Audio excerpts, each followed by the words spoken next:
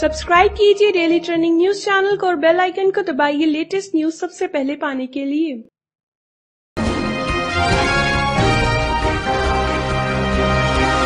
हनीप्रीत एक ऐसी पहेली बन गई थी जो सुलझने का नाम नहीं ले रही थी।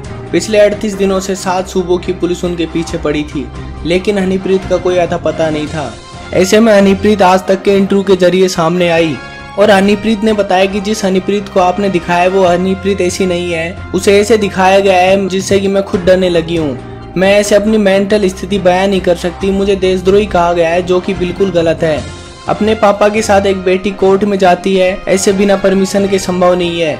हनीप्रीत ने आगे बताया कि एक लड़की इतनी फोर्स के बीच अकेले बिना परमिशन के कैसे जा सकती है। सारे सबूत दुनिया के सामने हैं, ऐसे में मैं कहाँ दंगे में शामिल थी। मेरे खिलाफ किसी के पास क्या सबूत है। हनीप्रीत ने आगे कहा कि आपने पूरी स्थिति देखी है, मैं कहाँ गुनहगार हूँ। मैं अपनी बेटी का फर्ज अदा कर रही थी। मैं कहाँ किस दंगे में शामिल हुई। मैं तो खुशी खुशी कोर्ट गई थी ताकि शाम तक वापस आ जाए, लेकिन फैसला खिलाफ आ गया। हमारा तो दिमाग ही काम करना बंद कर दिया था। ऐसे में हम क्या किसी के खिलाफ साजिश रच पाते। मुझे समझ नहीं आ रहा था कि बाप बेटी के पवित्र रिश्ते को उछाला जा रहा है। मुझे मुख्य डर यही था कि हनीप्रीत को क्या प्रेजेंट किया गया है। एक बाप बेटी के रिश्ते को ऐसा तार तार कर दिया गया। क्या एक बाप बेटी अपने सर के ऊपर हाथ नहीं रख सकता? क्या एक बेटी अपने बाप से प्यार नहीं कर सकती?